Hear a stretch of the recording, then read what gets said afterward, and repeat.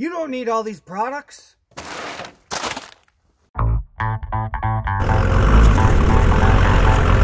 Well, welcome to my office.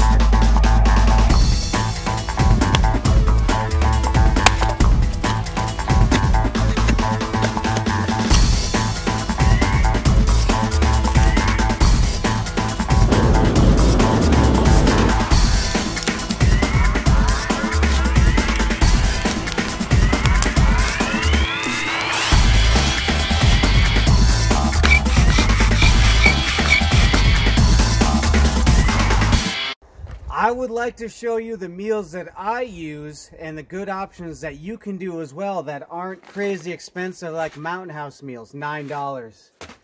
Other meals that could be even more. So I want to show you the inexpensive way and the way that I go on multi-day trips. 10, who knows how many days coming up. What we're shooting for is about 3,000 to 4,000 calories per day. We may be burning more than that, but that's going to sustain us throughout our trip.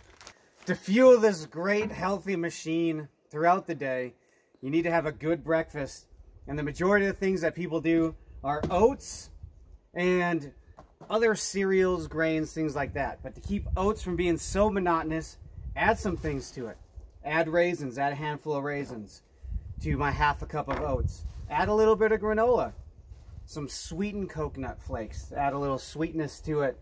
Also, some peanut butter powder keeps things light. Add a little bit of protein. And then some nutrients. You can add some flaxseed meal as well. And then the final thing I usually throw in there to complete it is some instant milk. Add some more flavor. And then you end up with this. Pretty light. We are talking about global principles here as far as food goes. And so you can do all this stuff with cereal. You can do it with muesli, just a combination of grains.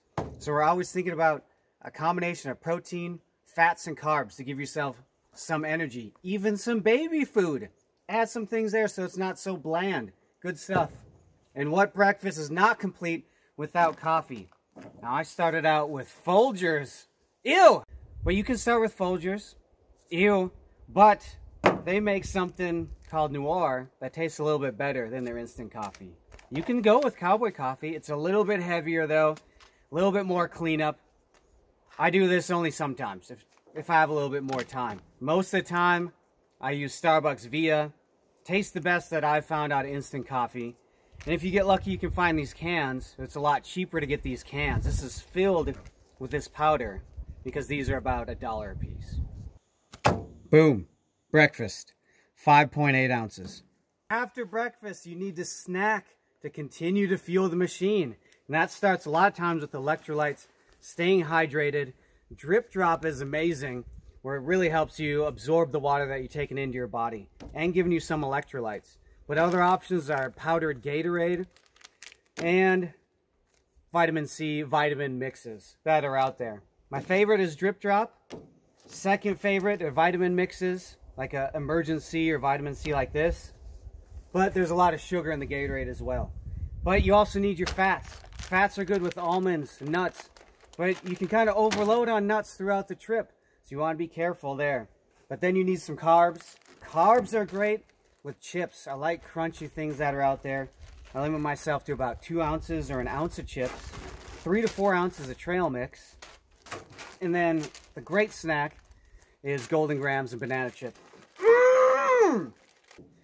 But also you want protein. Protein is great to have on there to supplement because sometimes you're just overloading on carbs.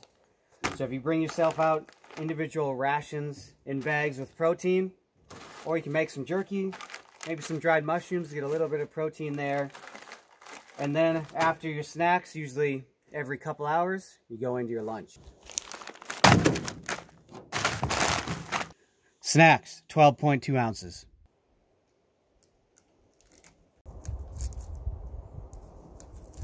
For lunch, I like to have a quality wrap.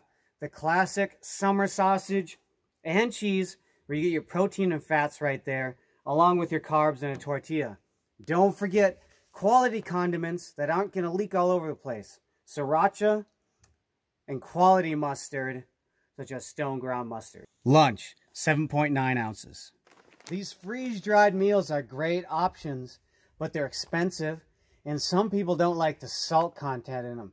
The salt content is through the roof, usually double your value. And you're getting a bunch of salt all throughout the day in other meals. So me personally, I don't have them all the time. Other options that you can do is you can cook your own pork or chicken, dehydrate it, and then it turns into a nice, light, protein-packed container. Then just add that to a soup base. It could be ramen. It could be something you buy, like this bone broth soup with added protein, or it has collagen-rich protein, 24 grams. And then you get some carbs in and throw that in too as well. I would dump this into a plastic bag so that takes up less space in my pack, and then just cook that in my pot. This is dehydrated chicken right here, added to soybean noodles, protein rich, just another option. Along with, this one could be used as a lentil. It's made from lentils, and just another rice type of version. So this one could be another option as far as just macaroni and cheese, added in with some sardines for some extra fat. Just other principles that you could use for dinners. Think outside the box, and you could just add different things together, which is going to help you sleep warmer throughout the night. 1 pound, 15.9 ounces. So basically 2 pounds right there. Having that balance of protein, fat, and carbs are extremely important throughout your trip. Anywhere from 3,000 to 4,000 calories a day is a good thing to shoot for. And no matter how hard you're working, you may be burning more than that. But if you're not eating that, you're going to crump out day 3 or 4. I've seen it 100 times. Thank you for watching, and keep surviving.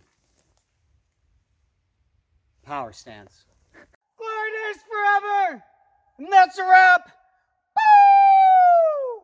Woo!